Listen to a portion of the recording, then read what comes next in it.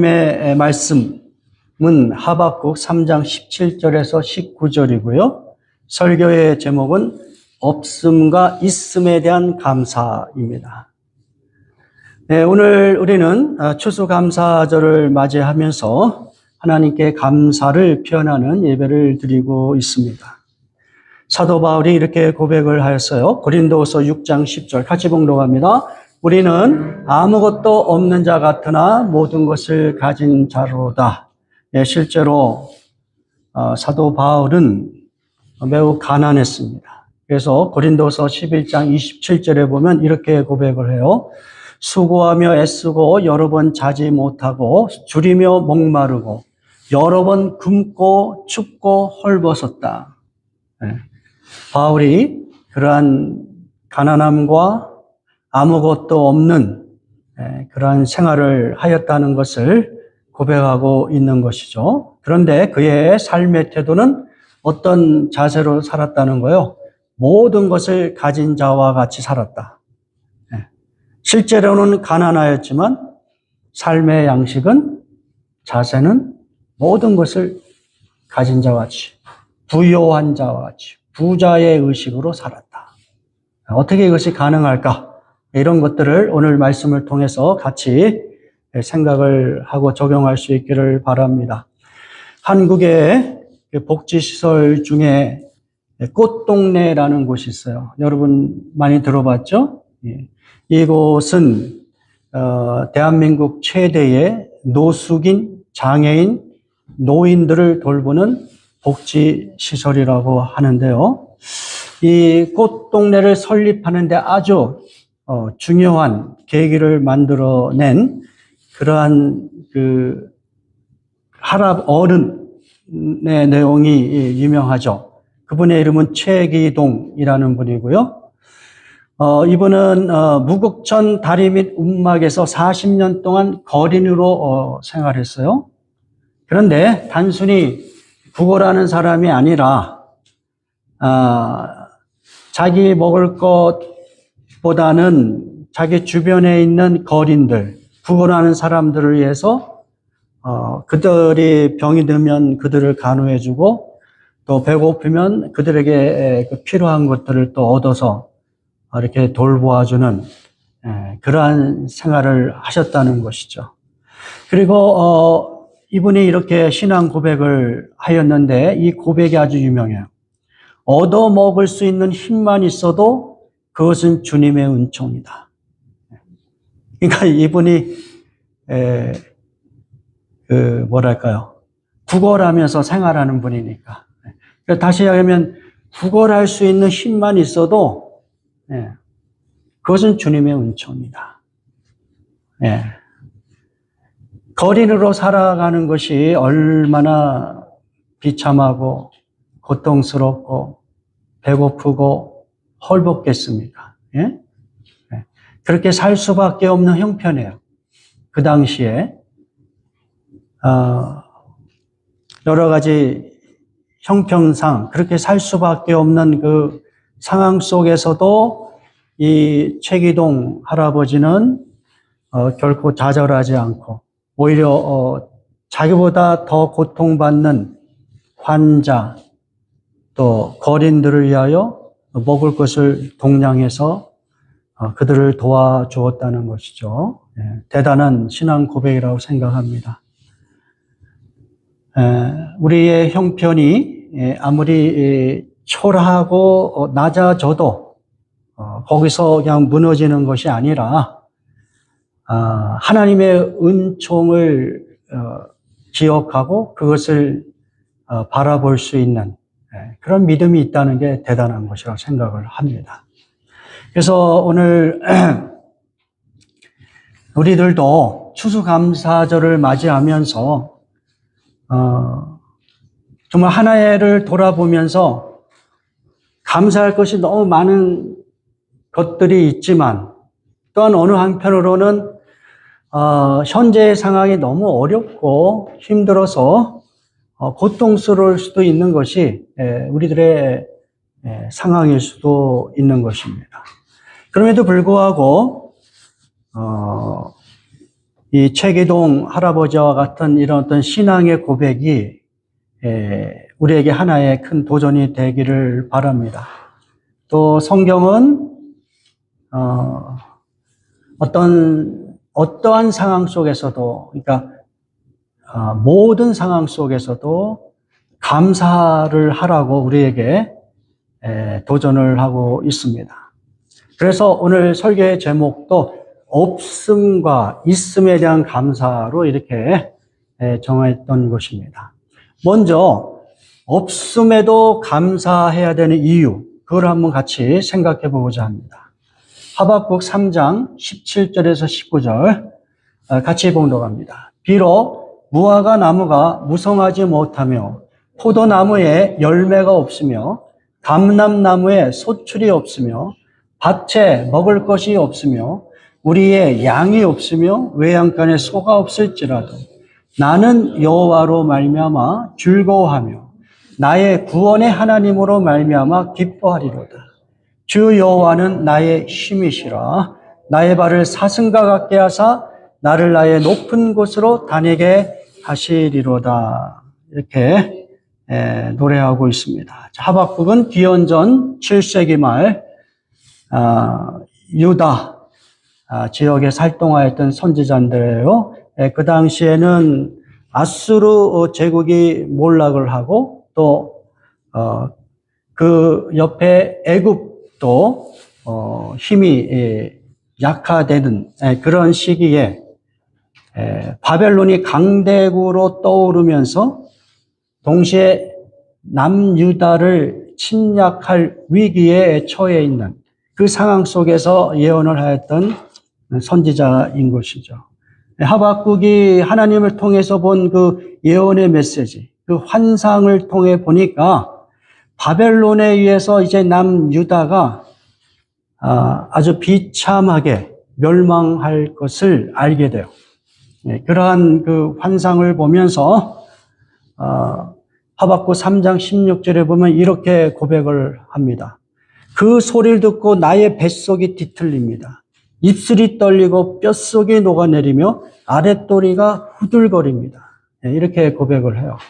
그 정도로 앞으로 그 닥치게 될 남유다의 그 운명이 매우 비참하게 들려왔던 거예요. 그런 상황 속에서 그가 이제 결론적으로 이러한 노래를 하나님 앞에 드리는 거예요. 여러분이 방금 읽으신 하박국 3장 17절에서 19절의 말씀이에요. 17절에 보니까 이제 자기가 경험하게 될 세계는 어떤 세계냐? 무화과 나무가 무성하지 않고 포도나무에 열매가 없고 감람나무에 소출이 없고 밭에 먹을 것이 없고 우리의 양이 없고 외양간에 소가 없는 그런 비참한 상황에 처할 것을 예견해요. 그러니까 그의 미래가 그렇게 밝지 않은 것이죠. 현재적인 상황도 남유다는 정치적으로, 경제적으로 매우 쇠락한 그런 상황에 있어요. 군사적으로는 말할 수 없이 힘이 없죠. 종교적으로도 도덕적으로도 타락한 상태. 그러니까 어느 하나 밝은 면이 없어요. 그런 상황을 경험하며 또 앞으로도 그것을 예견을 하는 것이죠. 얼마나 마음이 무너지고 아프겠어요. 그러니까 그런 고백을 하는 거예요. 창자가 흔들리고 입술이 떨리고 아랫도리가 후들거릴 정도로 그의 현재와 미래가 그렇게 어두웠던 것이죠. 그럼에도 불구하고 그는 이런 노래를 하는 거예요. 나는 여호와로 말미암아 즐거워하며 나의 구원의 하나님으로 말미암아 기뻐하리로다. 그러한 현재와 미래의 그 암울한 그 예견 속에서도 그는 결코 슬픔에 빠져 있지 않겠다. 슬픔에 빠져 있지 않겠다. 오히려 어떻게 살겠다고 고백을 해요? 즐거워하겠다. 기뻐하겠다. 그렇게 이야기를 하고 있는 거예요. 이것은 일종의 결심이기도 하고 하나님을 향한 신앙 고백이기도 하고 어떤 소망이 담긴 그런 노래일 수도 있는 것이죠. 이러한 고백은 현실의 어떤 그 문제를 체념하거나 또는 그 현실이 너무 암담하고 무거워서 현실을 잊어먹고자 도피하는 그런 고백이 아니에요. 하박국 선지자는 누구보다 성령의 지혜와 분별력으로 현재의 상황이 얼마나 비참하고 또 앞으로도 얼마나 더 어두울지를 분명히 인식하고 있는 거예요. 그렇게 그 현재적인 문제들을 충분히 인식한 가운데서도 그렇게 고백을 하는 거예요. 나는 결코 무너지지 않는다. 나는 결코 슬픔에 빠져 있지 않는다. 오히려 나는 즐거워하고 기뻐하겠다. 그렇게 고백하고 있는 거예요.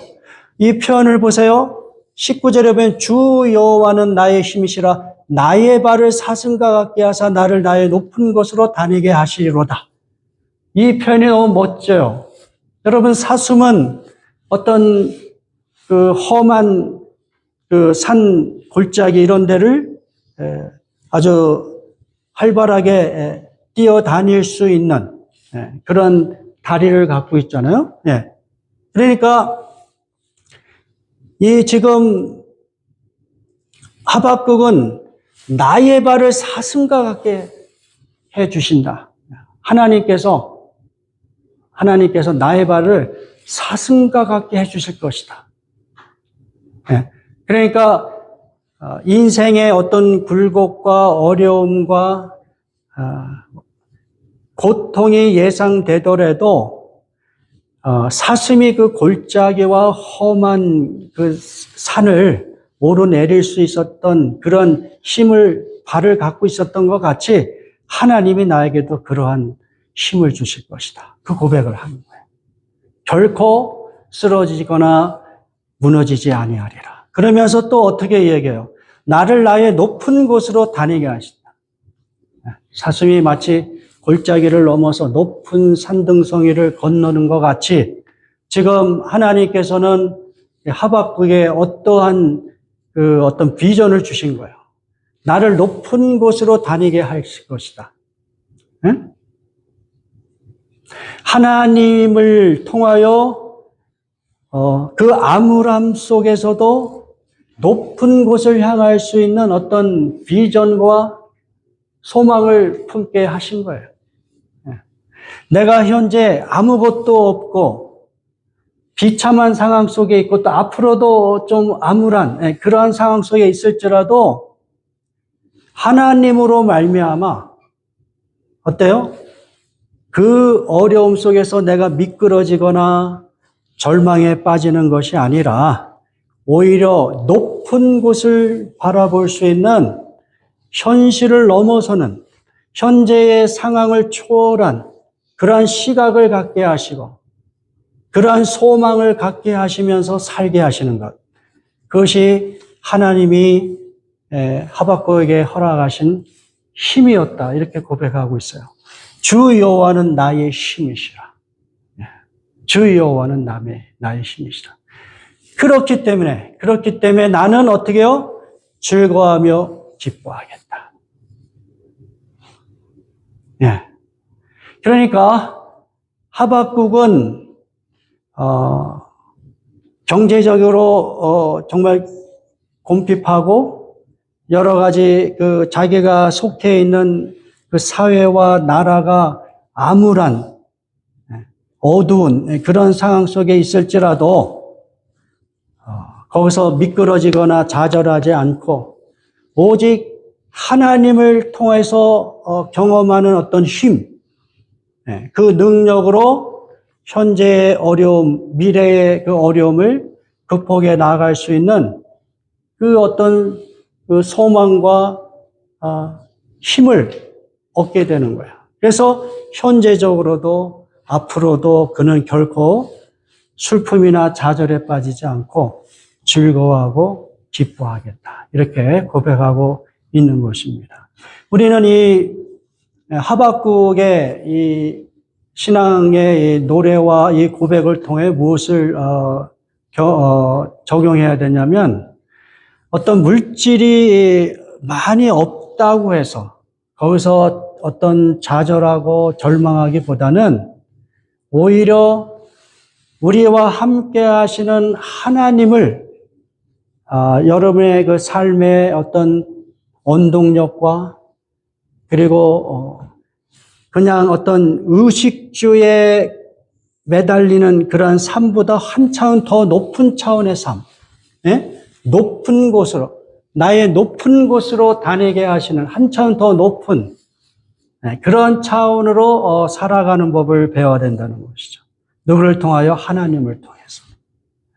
여러분이 하나님과의 그 관계를 더 굳게 삼으면서 하나님을 통하여 오시는 하나님만이 주실 수 있는 어떤 힘이 있단 말이에요. 하나님 자체가 구원이세요. 나의 구원의 하나님이라 하잖아요. 하나님을 나의 구원의 하나님. 그러니까 우리가 어떤 상황 속에 있어도 하나님께서 우리의 구원이 되신다. 그래서 그분과의 그 관계를 여러분이 끝까지 유지하고 그분을 온전히 신뢰함을 통해서 세상이 줄 수 없는 어떤 힘을 경험하는 거예요. 사슴을 떠올리는 거예요. 그 험준한 그 산을 뛰어다니고 그리고 높은 곳을 향하여 달려가듯이 우리 하나님을 통해서 그러한 비전과 힘을 얻는 것, 그것이 성도의 믿음의 삶이라는 것을 배울 수 있기를 주님의 이름으로 축원합니다. 오늘 추수감사절을 맞이하면서 우리는 어쩌면 아무것도 없는 그 경험을 하고 있을지도 모르겠어요. 단순히 뭐 재물이 아니라 어떤 인간관계가 깨어져 있는 것일 수도 있고요. 또 여러 가지 여러분이 있었으면 하는 것들이 있을 거예요. 참 아쉽다. 이것이 좀 있었으면. 그것이 없어서 지금도 힘들고 앞으로도 힘들 것 같다. 이런 것들이 있을 거예요. 제가 구체적으로 얘기 안 하겠어요. 그러니까 그런 것들이 있다고 해서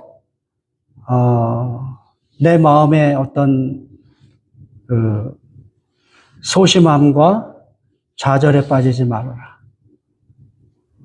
오히려 그 속에서 즐거워하고 기뻐하는 삶을 찾아가라. 누구를 통하여? 하나님을 통해서.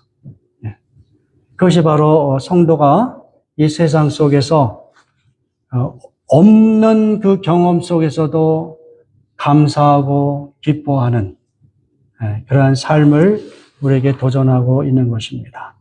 두 번째는 있음에 대한 감사를 우리가 생각해 볼 수가 있어요. 신명기 8장 17절에서 18절 같이 봉독합니다.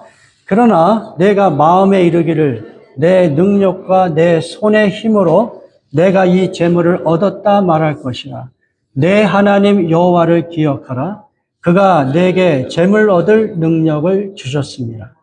이같이 하심은 내 조상들에게 맹세하신 언약을 오늘과 같이 이루려 하심이니라. 이 말씀은 이제 모세가 출애굽한 이후에 40년 동안 광야에서 방황하다가 출애굽 1세대는 죽고 이제 2세대가 가나안 땅에 이제 들어갈 준비를 하는 그런 상황 속에서 권면하는 내용이에요. 다시 이야기하면 이제 출애굽 2세대가 가나안 땅에 들어가면 이제 더 이상 목동과 같은 삶을 살지 않는단 말이에요. 그곳에서 안주해서 정착해서 농사도 짓고 또 그 결과 그들은 어떤 풍요로움과 안전함을 경험할 수 있을 거예요. 그러니까 그것을 미리 내다보면서 야 너희들이 앞으로 가나안 땅에 들어가면 여러 가지 곡식과 과일 또 여러 가지 천연 자원이 풍부한 그런 환경을 누릴 때가 올 텐데 그때 너희들이 조심해야 된다. 어떻게 내 마음에 이런 말을 할 것인데 이거 경고사항이다. 그 마음에 어떤 마음이 생기는다는 거예요. 내 능력과 내 손의 힘으로 내가 이 재물을 얻었다. 그러니까 사람들은 나름대로 열심히 노력하고 또 자기의 지혜와 어떤 힘으로 무언가를 얻어낼 수 있다는 생각들이 있기 때문에 자기가 누리는 어떤 성공, 재물, 명예, 그러한 부유함, 이런 것들이 다 나의 능력과 나의 그 힘으로 얻은 것이다. 이렇게 생각할 수 있다는 거예요. 이스라엘 백성도 그러한 생각을 가질 수 있다는 것을 미리 예고하는 거예요. 그런데 그러한 생각을 갖지 말아라. 왜 그러냐? 뭐라 그러는 거예요? 18절에 내 하나님 여호와를 기억하라. 그가 내게 재물 얻을 능력을 주셨습니다. 내 능력과 힘으로 된 것 같지만 그러나 하나님이 너에게 그렇게 지혜와 능력 또 여러 가지 그 상황들을 만들어 주셔서 그렇게 네가 성공하고 부유하고 건강하고 이러한 삶을 살 수 있었던 것이다. 그래서 이 말씀을 통하여 모세는 이스라엘 백성에게 경고를 하는 것이죠. 너희가 무엇인가 부유한 것이 있느냐? 얻은 것이 있느냐? 너의 능력이 아니다. 교만하지 말아라. 하나님이 너에게 허락하신 그 은총의 결과물이다. 내 조상들에게 맹세하신 언약을 오늘과 같이 이루려 하심이라. 하나님께서 이스라엘 백성의 조상들과 맺은 언약에 의하여 성실하게 하나님의 백성들을 안전하게 지켜주시고 복을 내려주신 결과이다. 그러므로 너희가 무엇인가를 얻었다면 잊지 말아라. 내 하나님 여호와를 기억하라. 그것이 하나님으로부터 온 것인 줄 알고 하나님 앞에 감사하라. 그리고 더 나아가서 그것을 하나님을 위하여 사용하여라. 그것이 이제 성경의 메시지죠. 자, 역대상 28장 14절 같이 보도록 합니다. 나와 내 백성이 무엇이기에 이처럼 즐거운 마음으로 들을 힘이 있었나이까. 모든 것이 주께로 말미암았사오니 우리가 주의 손에서 받은 것으로 주께 드렸을 뿐이다. 지금 다윗이 예루살렘에 하나님을 예배할 수 있는 성전을 짓기를 원했지만 그것이 허락이 되지 않고 그래서 자기의 아들 솔로몬이 성전을 화려하게 잘 지을 수 있도록 다윗과 그의 백성들이 아주 헌신을 하여 성전을 짓는 데 필요한 모든 그 자재들을 다 충분하게 준비를 했다는 것이죠. 그래서 그 고백을 하는 것이에요. 이렇게 즐거운 마음으로 들을 힘이 있었던 것. 그러니까 다윗과 그를 따르는 지도자들이, 백성들이 하나님께 바칠 그 성전을 준비하게 하여 드릴 수 있었던 금은, 보물, 자재, 모든 것. 그것을 즐거운 마음으로 드릴 수 있는 힘이 어떻게 있었느냐? 모든 것이 어디로부터요? 주께로 말미암아 하나님이 허락하셔서 가능했다는 거예요. 그러니까 그렇게 고백을 해요. 우리가 주의 손에서 받은 것으로 하나님으로부터 온 것이니까 주께 드렸을 뿐이다. 당연히 하나님으로부터 온 것이니까 하나님의 나라를 위하여 드리는 것, 그것이 당연한 것입니다. 그렇게 고백을 하고 있는 것이죠. 그러니까 우리가 무엇인가 있다고 생각하는 것이 있으면 그것 때문에 부여하고 그것 때문에 무엇인가 여유가 있다면 먼저 그것이 하나님이 주신 은총으로 생각하고 마땅히 그 여유를 하나님의 나라를 위하여 사용하여라. 그렇게 우리에게 도전하고 있는 것이죠. 제가 이제 말씀을 마무리하려고 하는데요. 특별히 여러분에게 있는 것이 무엇인가를 한번 살펴보세요. 꼭 이것이 무슨 재물을 이야기하는 것이 아니에요. 여러 가지가 될 수 있어요. 그 중에 특별히 우리에게 있는, 모든 사람에게 있는 것이 있어요. 그것이 무엇이냐면 사람들이라는 거예요. 우리와 관계를 맺는 사람들. 우리와 관계를 맺는 사람들이 있음으로 인하여 하나님께 또 사람들에게 감사하자는 것이죠. 자, 데살로니가전서 2장 19절에서 20절 같이 봉독합니다. 우리의 소망이나 기쁨이나 자랑의 면류관이 무엇이냐? 우리 주 예수께서 강림하실 때에 그의 앞에 너희가 아니냐? 너희는 우리의 영광이요 우리의 기쁨이니라. 지금 사도 바울은 자기가 복음을 증거하고 헌신함으로 신앙생활을 잘하고 있는 데살로니가 성도들을 향하여 그런 고백을 하고 있는 거예요. 예수님께서 강림하실 때에, 다른 이야기를 하면 여러분이 이제 세상을 떠날 때 이렇게 얘기해도 좋겠어요. 그래서 하나님 곁에 갔을 때에 바울에게서 소망이나 기쁨이나 자랑의 면류관이 무엇이겠느냐? 그게 누구라는 거예요? 바울이 섬겼던 데살로니가 성도들이라고 이렇게 고백을 하고 있어요. 너희는 우리의 영광이요 우리의 기쁨이니라.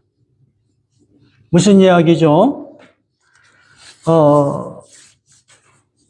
우리가 관계를 맺은 사람들, 특별히 여러분들이 하나님의 나라를 생각하면서 섬겼고 헌신했고 희생했던 사람들, 그런 사람들이 있다면 그 사람들이 여러분의 소망, 기쁨, 자랑의 면류관이 될 수가 있어요. 그 사람들이 여러분의 영광이요 기쁨이 될 수 있어요. 언제요? 여러분이 이제 하나님 곁에 갔을 때. 그런 거 한번 생각해 보신 적 있어요? 제가 며칠 전에 식당에서 식사를 하는데 전혀 알지 못하는 어느 자매님이 저를 알아봐요. 근데 우리 교회에 나왔었다는 거예요. 한 2주 동안인가 나왔다는데 그분 얘기로는 그때 일을 아주 상세하게 기억하고 설명을 해줘요.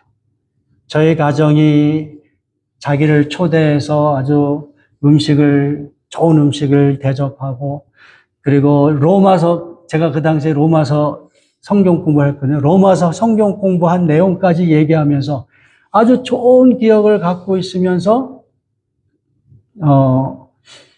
아주 오랜만에 10년이 넘게 후에 만난 거니까 긴가민가하면서 혹시 그분, 제가 이제, 이대열 목사님 맞는지, 이제 그렇게 물어보는 거예요. 그래서 맞다고. 근데 나나 제 와이프는 이분의 얼굴이 기억이 하나도 안 나요. 근데 그분은 이제 기억을 막 더듬으면서 식당에서 우리를 보면서, 우리가 같이 식사하고 예배하고 성경 공부했던 거, 그것을 이렇게 감사하게 표현을 하더라고요. 오늘 이 말씀이 그와 같은 것 같아요. 여러분들이 그동안에 저와 함께 열매맺는 교회에 열심히 섬기셨어요. 나름대로. 근데 이제 그 섬긴 분 중에 어떤 분은 한 주만 딱 나오고 떠난 분도 있을 것이고, 어떤 분은 몇 달 교회에 적응하다가 또 떠나신 분도 있을 것이고. 그래서 어떤 경우에는 우리가 아주 오랜만에 만나면 얼굴도 기억할 수 없는 사람들이 있을 거예요. 그런데 이제 우리가 하나님 앞에 서게 되면 이제 그때에 만나게 될 그 하나님의 백성들 속에서 여러분의 그 자랑과 기쁨이 누구냐? 여러분이 예수님의 이름으로 그들을 위하여 기도해주고 그들을 위하여 헌신하고 섬겼던 것. 그분들이에요. 네. 그것만 남는 거예요, 사실은. 우리가 하늘나라에 갔을 때, 이 땅에서 여러분이 아무리 큰 업적을 만들어내고 사람들에게 인정을 받고 큰 건물을 짓고 이거 다 갖고 못 들어가요. 하나님 나라에 들어갈 수 있는 게 아니에요. 하나님 나라에 들어갈 수 있는 것은 오직 누구예요? 사람이에요. 예수 그리스도를 믿는 하나님의 백성들 뿐이에요.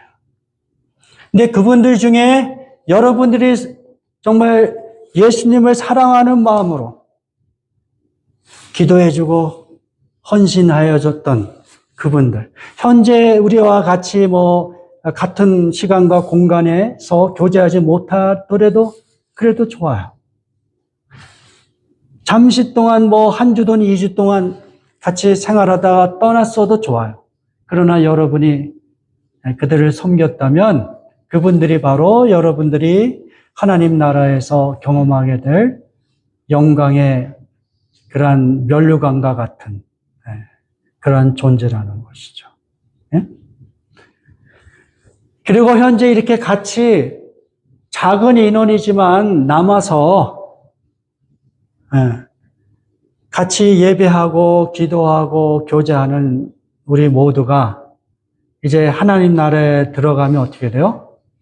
서로에게 기쁨과 영광이 될 거예요. 자랑의 면류관이 될 거예요. 우리가 이렇게 쉽지 않은 상황 속에서도 같이 모여서 열심히 예배드리고 교제하고 헌신하였다. 정말 자랑스럽다. 이런 고백을 하게 되리라고 믿습니다. 여러분 믿습니까? 지금 이 바울은 그 고백을 하고 있고 우리도 동일한 고백으로 서로에게 감사를 표현할 수 있기를 바랍니다.